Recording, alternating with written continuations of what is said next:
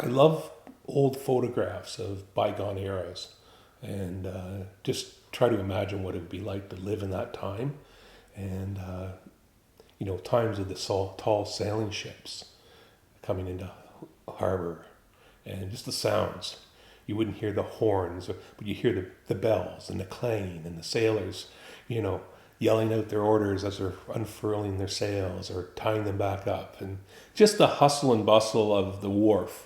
I would just love to be almost like a time traveler. So in my paintings, that's what I'm sort of doing. I'm a time traveler going into these things. And that may sound like I need to get a seat with a psychiatrist, but really, that's where I get my inspiration from.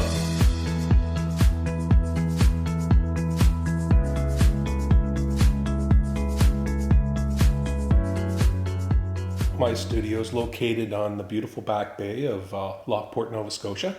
I've got a terrific view, so for all seasons, and it's sort of my personal sanctuary. I go up there and I lose myself. The hours disappear, and they could be minutes, but next thing I know, I walk out and I'm almost in a different world.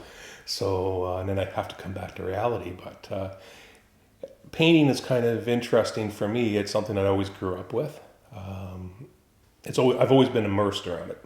I've never received any formal training per se, like going to a university or that, but I lived as a teenager with my grandmother who taught art for Loyalist College.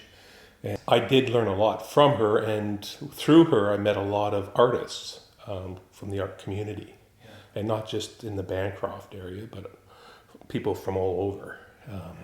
People like Lewis Parker and Michael Dumas, and who I actually we went to the same high school together, but Lewis Parker was quite a bit older than I was, but he was from England, and he did a lot of historical portraits and paintings for the federal government. I didn't paint for a number of years because I was working and family and stuff like that.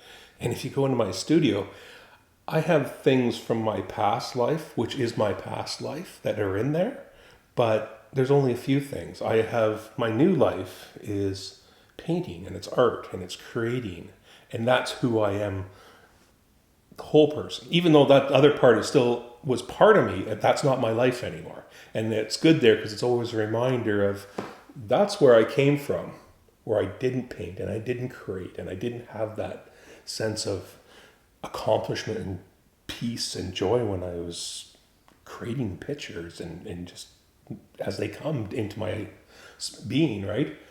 And now I do.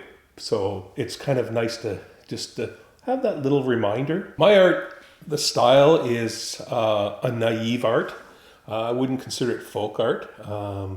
It's naive, like I said. I don't have any formal training, but I've had a lot of influences. If I see something interesting out in the world, I'll often take a picture of it. And when I take that, and I might not do anything with that picture, I might be so excited I'll go back and something comes to me and I'll start painting it right away. Once I get my canvas, I usually prep the canvas and then I'll do a sketch. And I use yellow ochre or burnt sienna very lightly with a lot of water. And I will use a couple brushes. I have my favorites, and I'll almost like sketching, but it's with paint, and that gives me a guide and outline sort of where I'm going with the picture. And then I will start adding colors, identify what the main subject matter is.